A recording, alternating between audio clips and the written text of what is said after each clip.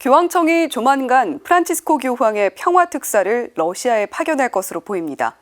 러시아는 민간 용병 기업의 무장 반란으로 혼란에 빠진 상황인데요.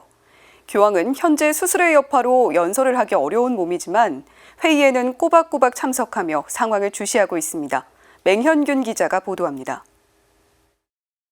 러시아 민간 용병 기업 바그너 그룹을 이끄는 예브게니 프리고진이 일으킨 무장 반란, 우크라이나 전쟁의 중요한 변수가 되고 있습니다. 반란은 24시간 만에 종료됐지만 블라디미르 푸틴 러시아 대통령의 리더십이 치명상을 입었다는 분석이 나옵니다. 러시아 내부 동요가 시작됐다고 보는 시각이 지배적이기 때문입니다.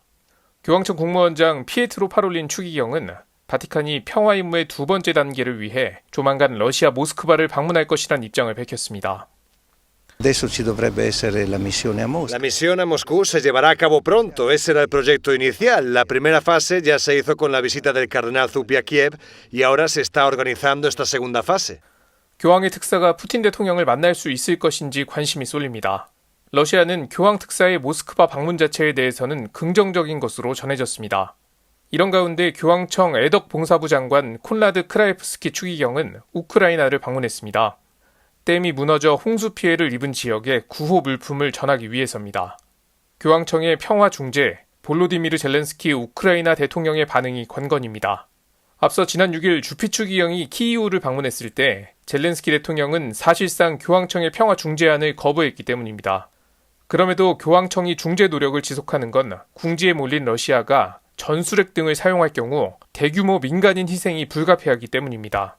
다만 러시아 내부 상황이 혼란스럽기 때문에 우크라이나의 요구 상황이 더 많이 반영된 중재안이 나올 수 있다는 관측도 제기됩니다. 한편 교황은 여전히 수술 여파를 겪고 있는 것으로 알려졌습니다. 지난 22일에는 호흡 곤란으로 연설문을 읽지 못하기도 했습니다. Dobbiamo sempre preoccuparci e pregare per la salute. Siempre hay que estar pendiente de la salud del Papa y rezar por él, pero no creo que esté tan mal. He visto cómo esta mañana retomó su agenda y se disponía a estar en todas las citas, por lo que probablemente lo de ayer fue cosa de un momento. 교황은 호흡 문제에도 예정된 회의 일정은 정상적으로 소화하고 있습니다. CPBC 맹현균입니다.